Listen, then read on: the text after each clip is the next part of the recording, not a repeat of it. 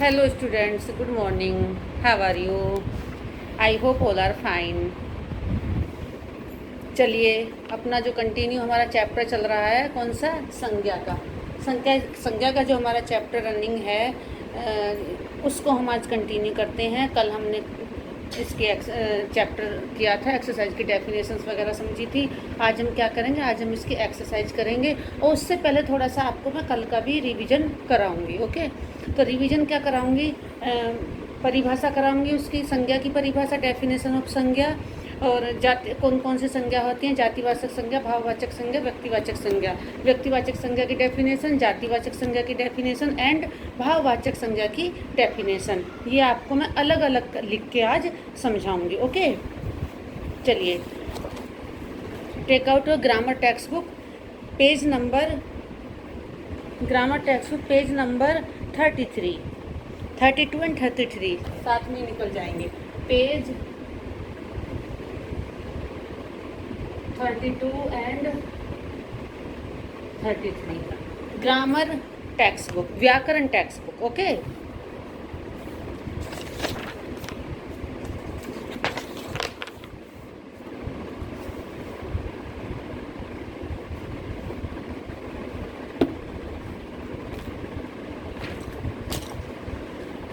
चलो सबसे पहले आता है हमारा संज्ञा के कितने भेद बताए थे मैंने। संज्ञा के 3 भेद होते हैं। व्यक्तिवाचक, सबसे फर्स्ट हम लिखेंगे व्यक्तिवाचक।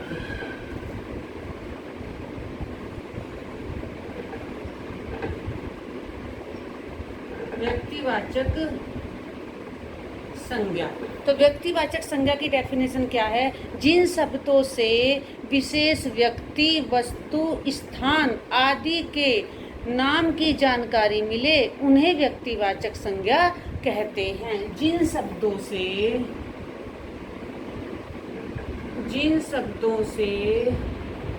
विशेष व्यक्ति,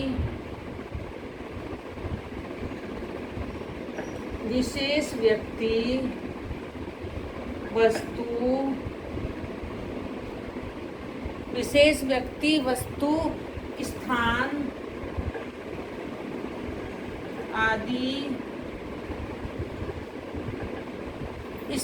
आदि के नाम की जानकारी मिलती है, आदि के नाम की जानकारी मिलती है,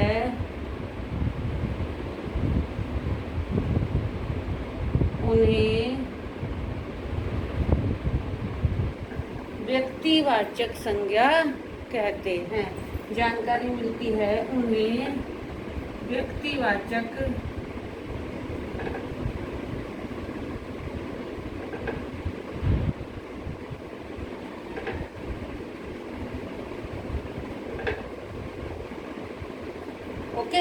उन्हें व्यक्तिवाचक संज्ञा कहते हैं।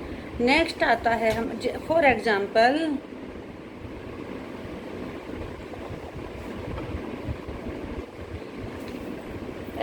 में हमारा क्या आ जाएगा, रामायण, गीता, हिमालय। उदाहरण, फॉर एग्जाम्पल मीन्स उदाहरण, जैसे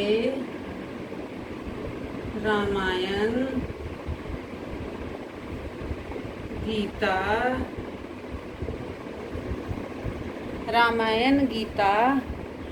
हिमालय, राहुल,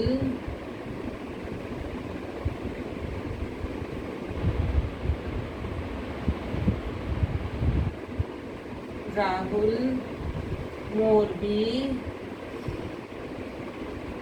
आदि।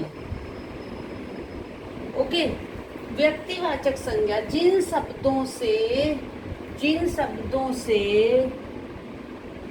विशेष व्यक्ति, वस्तु, स्थान आदि के नाम की जानकारी मिलती है उन्हें व्यक्तिवाचक संज्ञा कहते हैं। जैसे फॉर एग्जाम्पल विशेष व्यक्ति मतलब पर्टिकुलर किसी एक का, हमें एक वस्तु का नाम पता चले, एक व्यक्ति का नाम हमें पता चले और एक किसी स्थान का नाम हमें पता चले। ओके,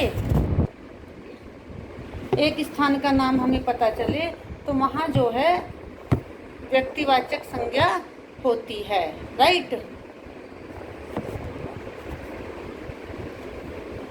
तो यहाँ पे जो हमारा है रामायण एक पर्टिकुलर हमारे ग्रंथ का नाम है, हमारे शास्त्र का नाम है। अगर हम ऐसे लिखते कि हमारे हिंदू शास्त्र, हिंदू धर्म में अनेक शास्त्र हैं या कई शास्त्र हैं या कई ग्रंथ हैं, तो हमारा जातिवाचक हो जाता, क्योंकि हम पर्टिकुलर किसी एक का नाम नहीं ले रहे हैं। इसीलिए अब यहाँ हम पर्टिकुलर रामायण का नाम ले रहे हैं, विशेष ग्रंथ का नाम हमने यहाँ लिखा है। रामायण हमारे हिंदू धर्म का एक ग्रंथ है, ओके। जैसे महाभारत है, रामायण है, विष्णु पुराण है, ये सब हमारे ग्रंथ हैं। तो इसमें से गीता है, वो भी हमारा ग्रंथ है। तो इसमें से रामायण एक ग्रंथ है, तो हमने यहाँ रामायण का नाम शो किया है, दिखाया है कि हम रामायण की बात कर रहे हैं। ऐसे दूसरा हमने गीता का नाम लिखा है, तो गीता भी हमारा एक पर्टिकुलर एक नाम है, हिमालय पर्वत का नाम है। अगर हम यहाँ लिखते कि पर्वत, तो हमारा जातिवाचक होता, क्योंकि वहाँ प्रॉपर नाम नहीं होता कि हम कौन से पर्वत की बात कर रहे हैं, राइट। अब राहुल किसी बच्चे का नाम है, तो पर्टिकुलर हम किसी नाम की बात कर रहे हैं। यहाँ पे आ गया हमारा मोर भी, तो मोर भी हम अपने सिटी की बात कर रहे हैं। तो इसीलिए यहाँ सबके अपने अपने प्रॉपर नाम हैं, ओके। सबको नाम से दर्शाया गया है, सबको ओपन किया गया कि इसका नाम ये है, इसका नाम ये है। तो ये हो गई हमारी व्यक्तिवाचक संज्ञा, ओके। नेक्स्ट आता है हमारा जातिवाचक संज्ञा।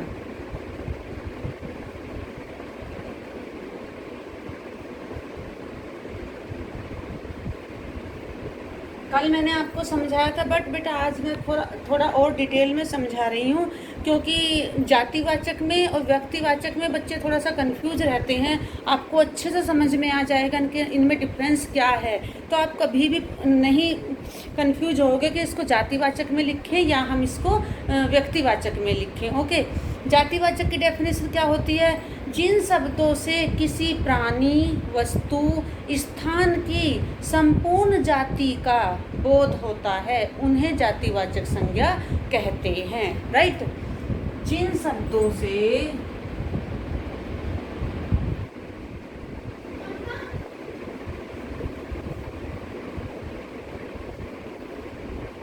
किसी व्यक्ति, सॉरी नहीं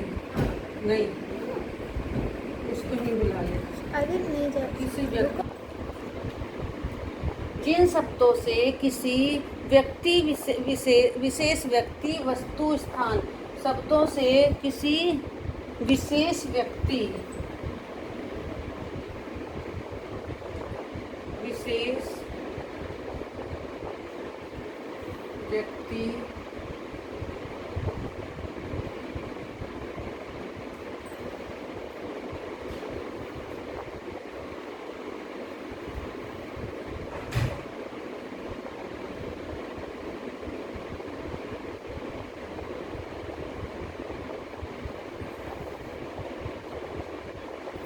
प्राणी, वस्तु या स्थान की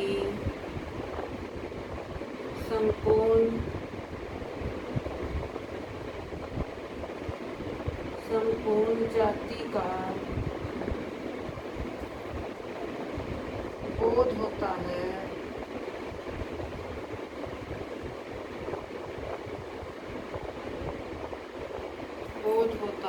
ये शब्द जातिवाचक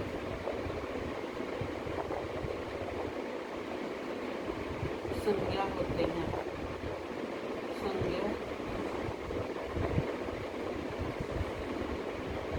वो शब्द जो है जातिवाचक संज्ञा होते हैं जिन शब्दों से किसी विशेष व्यक्ति, प्राणी, वस्तु या स्थान की संपूर्ण जाति का बोध होता है, वो शब्द जातिवाचक संज्ञा होते हैं। फॉर एग्जाम्पल, तो जातिवाचक संज्ञा का एग्जाम्पल क्या है? ऊपर वाला बेटा मैं रफ कर देती हूँ क्योंकि नहीं आ रहा है उस पर सारा एक साथ।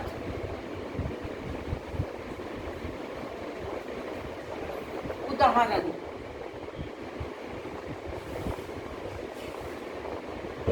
किसका उदाहरण है ये? जातिवाचक संज्ञा का, ओके। ये है जातिवाचक संज्ञा का उदाहरण, राइट। स्त्री, लड़का, मैदान, फूल, नदी, पशु, पक्षी, पुस्तक, राज्य, घर, पर्वत, बालक, सब्जी, शहर, ये सब क्या है? ये हमारे जातिवाचक संज्ञा में आते हैं। जैसे फल, सब्जी, बालक, और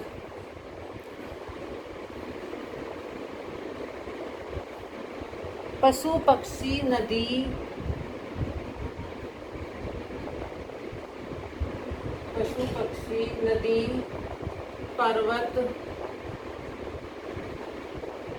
पर्वत और आपका राज्य, शहर,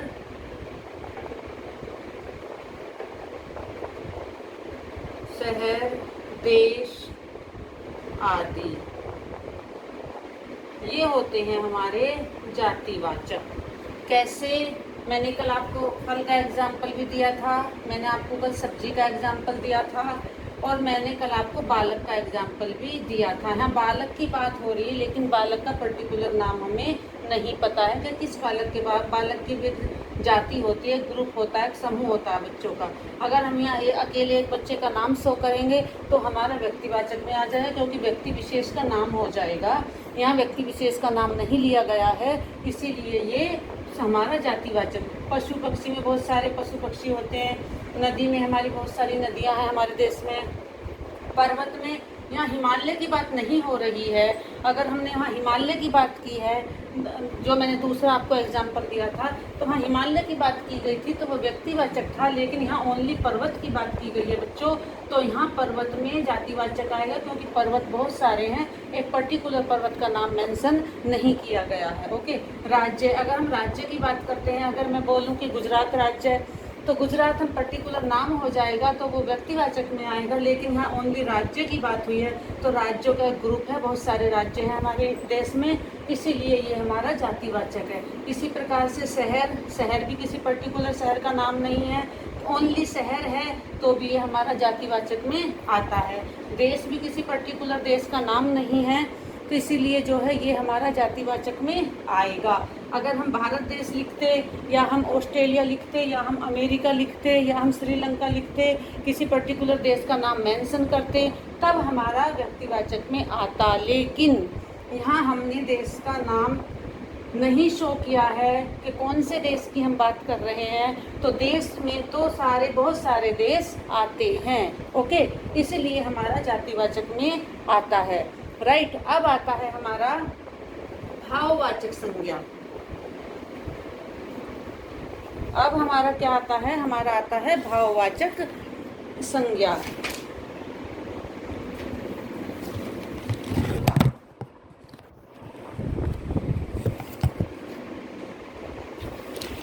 तो भाववाचक संज्ञा में जिस शब्द से किसी व्यक्ति, स्थान अथवा वस्तु के गुण, दोष, दशा, अवस्था, ये है हमारा भाववाचक संज्ञा।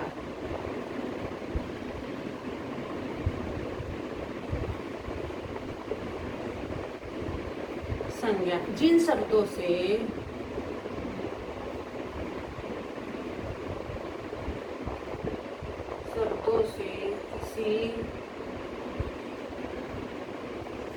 शब्दों से किसी व्यक्ति, स्थान अथवा वस्तु के, किसी व्यक्ति,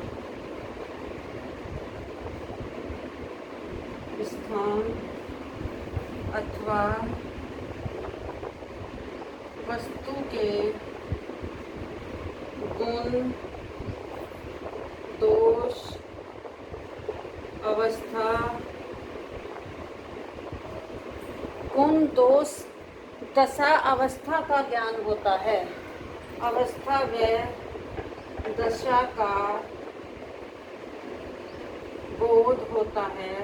बोध मीन्स जानकारी, बोध मीन्स ज्ञान होना, हमें पता चलना। ओके, बोध होता है उन शब्दों को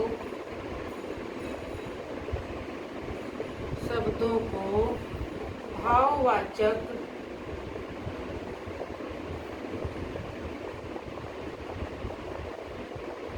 संज्ञा कहते हैं। राइट, उन शब्दों को भाववाचक संज्ञा कहते हैं। किन शब्दों को? जिन शब्दों से किसी व्यक्ति, स्थान अथवा वस्तु के गुण दोष, वस्तु के गुण दोष, अवस्था व दशा का बोध होता है, मीन्स जानकारी होती है, उन शब्दों को हम भाववाचक संज्ञा कहते हैं। दशा में क्या क्या आ गया हमारा? इसमें हमारा दशा भी आ गया, गुण भी आ गया, दोष भी आ गया, अवस्था जैसे बचपन, बुढ़ापा, जवानी, इस तरह से ये हमारी दशा भी आ गई हैं। और गुण, कोई सामान मीठा है, मिठाई मीठी है तो मीठे का उसका गुण आ गया। और दोष, कोई चीज़ कड़वी है या कोई क्रोध वाला व्यक्ति है उसका वो दोष होता है, या कोई बहादुर है, वीर है तो वो उसका गुण होता है। ये सब किस में आएंगे?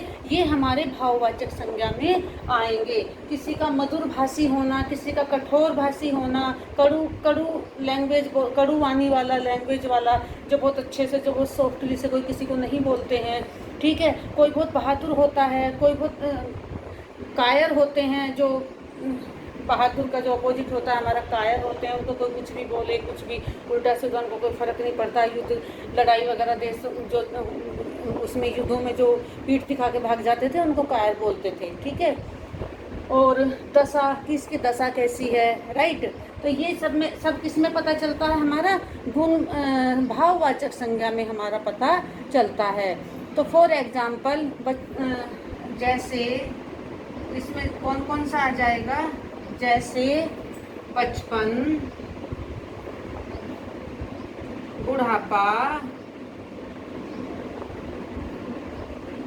बुढ़ापा, सुंदर,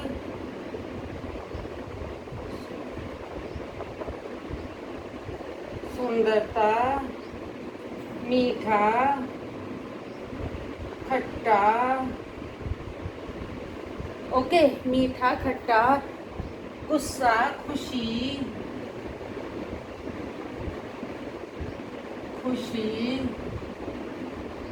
गर्माहट आदि, ठीक है। तो ये हमारा आता है भाववाचक संज्ञा में। हमारी को क्या क्या चीज़ आती हैं? गुण आता है, दोष आता है, अवस्था आती है, दशा आती है, इन सब, ये सब आती है हमारी भाववाचक संज्ञा में। तो बेटा मैंने संज्ञा आपको इतनी डीपली समझा दी है, आई थिंक सभी स्टूडेंट्स को समझ में आ गई होगी। मुझे पूरी उम्मीद है कि ऑल स्टूडेंट्स को अच्छे से संज्ञा की डेफिनेशन समझ में आ गई होगी। इसके बावजूद भी अगर आपका कोई डाउट है, कोई इंक्वायरी है, तो बेटा प्लीज़ आस्क मी कमेंट में, या फिर मैसेज करके व्हाट्सएप पे मुझे मैसेज कर देना, और अदरवाइज आप कॉल भी आप कर सकते हैं, ठीक है। और बेटा चैप्टर आपको रीड करना है, जितनी बार आप चैप्टर रीड करोगे और जितनी बार आप वीडियो देखोगे आपको अच्छे से समझ में आ जाएगा। और संज्ञा ये भी 10 आपकी चलेंगी, कोई हिंदी की ये शुरुआत है, आपको 10 तक चलेंगी। जितना आपका बेटा बेस स्ट्रॉन्ग हो जाएगा छोटी क्लासेस में, आगे चल के उतना ही आपको प्रॉब्लम्स नहीं आएगी, आगे चल के आपका सब क्लियर होता चला जाएगा, कोई भी सब्जेक्ट हो, एनीथिंग सब्जेक्ट, ओके। तो आपको किसी भी सब्जेक्ट को लाइटली नहीं लेना है। 10th में जब आप पहुंचोगे तो 10th में ऑल सब्जेक्ट के मार्क्स जो हैं उसी प्रकार से दिए जाते हैं जैसे आपको साइंस और मैथ्स के दिए जाएंगे, ऐसे आपको हिंदी के दिए जाएंगे। किसी भी पेपर में किसी तरह की छूट नहीं होती है। तो बेटा अभी छोटी क्लासेस में हो, भी प्रेशर आप पे ज़्यादा नहीं है, तो आप सारे सब्जेक्टों को इक्वल लेके चलो, किसी भी सब्जेक्ट को लाइट लेके नहीं चलना है, ओके। और जितना बेस आपको समझ में आएगा ऑल सब्जेक्ट का, उतना ही आपको आगे बेनिफिट मिलेगा, आपको जो है फ़ायदा रहेगा, राइट। तो आई थिंक आपको सबको समझ में ये आ गया होगा। हमारे स्टैंडर्ड 4th में 3 ही संज्ञा हैं, बट ये आगे जाके जो है इसके डिवीज़न बढ़ जाते हैं, राइट। 5 जो हैं ये बन जाती है, 5 इसका 2 डिवीज़न उसके और बढ़ जाएंगे, ओके। तो अभी मैं आपको मैं पहेली दूंगी, उस पहेली में से आपने संज्ञा शब्द को सर्किल करना है और उसको नीचे लिखना है कि कौन कौन से संज्ञा शब्द आपने इसमें से ढूंढे हैं, ओके। तो किस टाइप की मैं आपको पहेली दूंगी? वर्ग पहेली। इस तरह की मैं आपको वर्ग पहेली दूंगी। ओके, तो वो आपको इसमें से नीचे जो है उसमें लिखने हैं नोटबुक में कि कौन कौन से आपने इसमें से संज्ञा शब्द ढूंढे हैं, कौन कौन से संज्ञा शब्द आपको मिले हैं, राइट। और मुझे व्हाट्सएप पे आप सेंड कर देना, या मैं 2 नंबर नोटबुक जब आपकी चेक करूँगी तो उसमें आपका चेक हो जाएगा। ओके, आपको पता चलेगा, राइट। अब मैं आपको कुछ एक्सरसाइज ग्रामर की थोड़ा सा बुक से अलग करवाऊँगी बेटा, ताकि आपका और थोड़ा सा ये प्रैक्टिस हो जाए। ओके, निम्नलिखित वाक्यों में से संज्ञा शब्द पर गोला करो। तो निम्नलिखित वाक्य कौन से हैं? जो हमारे वाक्य नीचे लिखे हुए हैं, जो मैं आपको लिखवाने जा रही हूँ।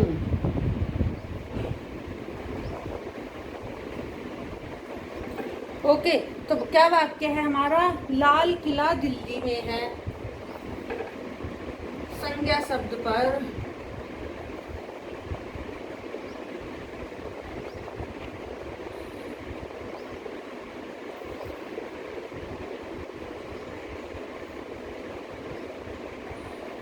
First one, Lal Qila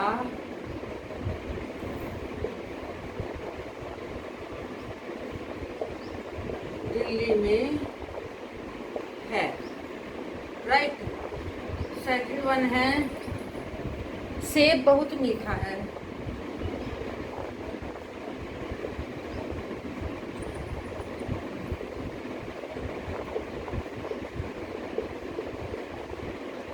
third one, यह गुलाब का फूल है।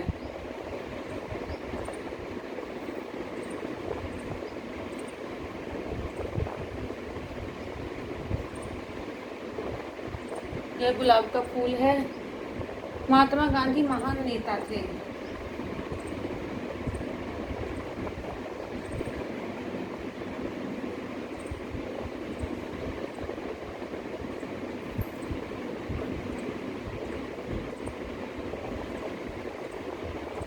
ओके, तो बेटा पहली लाइन पे हम आते हैं वापस। पहली लाइन में लाल किला दिल्ली में है, तो यहाँ पे संज्ञा शब्द कौन कौन सी हुई?